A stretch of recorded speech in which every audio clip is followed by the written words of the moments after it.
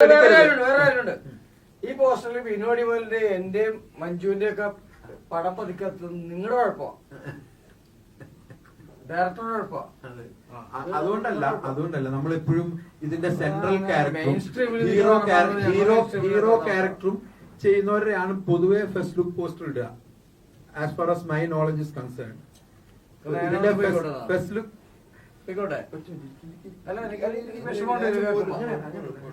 First look poster usually നമ്മള് main roles കൈകാര്യം ചെയ്ത ആൾക്കാരുടെ പടം ആണല്ലോ നോർമലി പോസ്റ്ററിൽ ഉണ്ടാവുക.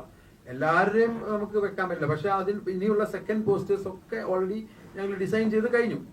അപ്പം അതില് ധർമ്മജൻ ഭായിന്റെയും എല്ലാവരുടെയും റെഡിയാക്കി വെച്ചു.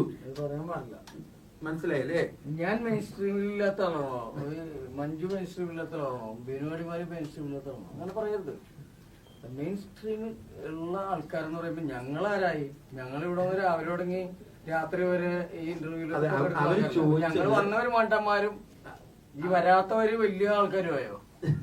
അത് പാടില്ല, പാടില്ല, അങ്ങനെ പറയാൻ പാടില്ല. തെറ്റായ പരാമർശമാണ്. ഇല്ല മഞ്ജു? അതെ, അത് എന്താന്ന് വെച്ചാല് ഒരു സിനിമയുടെ പ്രൊമോഷൻ എന്ന് പറയുമ്പോ അതിനകത്ത് ഈ പറയുന്ന പോലെ അതിന്റെ ലീഡ് ക്യാരക്ടർ ചെയ്യുന്ന ആളുകൾ ഉറപ്പായിട്ടും വന്നിരിക്കണം.